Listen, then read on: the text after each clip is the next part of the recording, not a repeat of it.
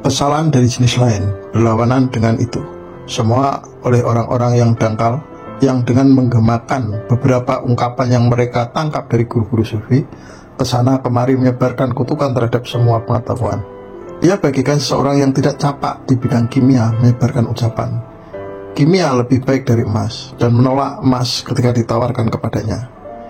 Kimia memang lebih baik dari emas, tapi para ahli kimia sejati amatlah langka. Demikian pula sufi-sufi sejati. Seseorang yang hanya memiliki pengetahuan yang dangkal tentang tasawuf tidak lebih unggul daripada seorang yang terpelajar. Demikian pula seseorang yang baru mencoba beberapa percobaan kimia tidak punya alasan untuk merendahkan seorang kaya. Setiap orang yang mengkaji persoalan ini akan melihat bahwa kebahagiaan memang terkaitkan dengan pengetahuan tentang Tuhan. Tiap fakultas dalam diri kita senang dengan segala sesuatu yang untuknya ia diciptakan. Syahwat senang dengan memuaskan nafsu, kemarahan senang membalas dendam, mata senang melihat objek-objek yang indah, dan telinga senang mendengar suara-suara yang selaras. Fungsi tertinggi jiwa manusia adalah pencerapan kebenaran. Karena itu dalam menyerap kebenaran tersebut, ia mendapatkan kesenangan tersendiri. Bahkan soal-soal remeh seperti mempelajari catur juga mengandung kebaikan. Dan makin tinggi materi subjek pengetahuan didapatnya, makin besarlah kesenangannya. Seseorang akan senang jika dipercayai untuk jabatan Perdana Menteri, tetapi betapa lebih senangnya ia jika sang raja sedemikian akrab dengannya sehingga membukakan soal-soal rahasia baginya. Seorang ahli astronomi yang dengan pengetahuannya bisa memetakan bintang-bintang dan menguraikan lintasan-lintasannya mereguk lebih banyak kenikmatan dari pengetahuannya dibanding seorang pemain catur.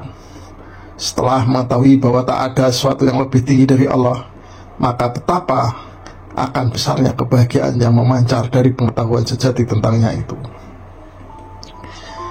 Orang yang telah kehilangan keinginan akan pengetahuan seperti ini adalah bagaikan seorang yang telah kehilangan seleranya terhadap makanan sehat, atau yang untuk hidupnya lebih menyukai makanan lempung daripada roti.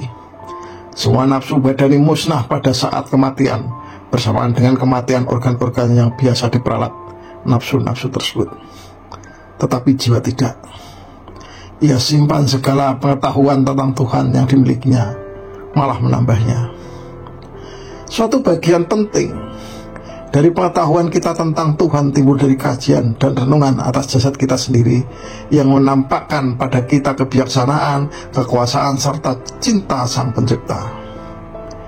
Dengan kekuasaannya, ia bangun kerangka tubuh manusia yang luar biasa dari hanya suatu tetesan belaka. Kebijakannya terungkapkan di dalam kerumitan jasad kita serta kemampuan bagian-bagiannya untuk saling menyesuaikan. Ia perlihatkan cintanya dengan memberikan lebih dari sekadar organ-organ yang memang mutlak perlu bagi eksistensi, seperti hati, jantung, dan otak, tetapi juga yang tidak mutlak perlu seperti tangan, kaki, lidah, dan mata. Kepada semuanya ini telah ia tambahkan sebagai hiasan hitamnya rambut, merahnya bibir, dan melengkungnya bulu mata. Manusia dengan cepat disebut sebagai alamus sagir, atau jasad kecil di dalam dirinya. Struktur jasadnya mesti dipelajari, bukan hanya oleh orang-orang yang ingin menjadi dokter, tetapi juga oleh orang-orang yang ingin mencapai pengetahuan yang lebih dalam tentang Tuhan. Sebagaimana studi yang mendalam tentang keindahan dan corak bahasa di dalam sebuah puisi yang agung akan mengungkapkan pada kita lebih banyak tentang kejeniusan pengarangnya. Di atas semua itu, pengetahuan tentang jiwa memainkan peranan yang lebih penting dalam membimbing ke arah pengetahuan tentang Tuhan ketimbang pengetahuan tentang jasad kita dan fungsi-fungsinya. Jasad bisa diperbandingkan dengan seekor kuda dengan jiwa sebagai penunggangnya. Jasad diciptakan untuk jiwa dan jiwa untuk jasad. Jika seorang manusia tidak mengetahui jiwanya sendiri, yang merupakan sesuatu yang paling dekat dengannya, maka apa arti klaimnya bahwa ia telah mengetahui hal-hal lain? Kalau demikian, ia bagikan seorang pengemis yang tidak memiliki persediaan makanan, lalu mengklaim bisa memberi makan seluruh penduduk kota. Kita telah berusaha sampai tingkat ketentuan untuk memaparkan kebesaran jiwa manusia. Seseorang yang mengabaikannya dan menodai kapasitasnya dengan karat atau memerosotkannya pasti menjadi pihak yang kalah di dunia ini dan di dunia mendatang. Kebesaran manusia yang sebenarnya terletak pada kapasitasnya untuk terus-menerus meraih kemajuan. Jika tidak, di dalam ruang temporal ini, ia akan menjadi makhluk yang paling lemah di antara segalanya, takluk oleh kelaparan, kehausan, panas, dingin, dan penderitaan. Sesuatu yang paling ia senangi sering merupakan sesuatu yang paling berbahaya baginya, dan sesuatu yang menguntungkannya tidak bisa ia peroleh kecuali dengan kesusahan dan kesulitan. Mengenai intelektualnya, sekadar suatu kekacauan kecil saja di dalam otaknya sudah cukup untuk memusnahkan atau membuatnya gila.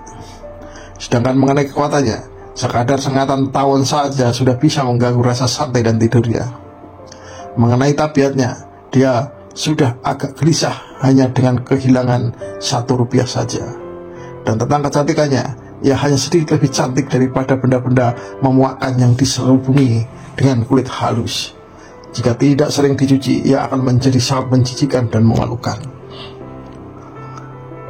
Sebenarnya lah manusia di dunia ini sungguh amat lemah dan hina. Hanya di dalam kehidupan yang akan datang sajalah ia akan mempunyai nilai. Jika dengan sarana kimia kebahagiaan tersebut ia meningkat dari tingkat hewan ke tingkat malaikat. Jika tidak, maka keadaannya akan menjadi lebih buruk dari orang-orang yang biadab, yang pasti musnah dan menjadi debu. Perlu baginya untuk bersamaan dengan timbulnya kesadaran akan keunggulannya sebagai makhluk terbaik, belajar mengetahui juga ketidakberdayaannya, karena hal ini juga merupakan salah satu kunci kepada pengetahuan tentang Tuhan.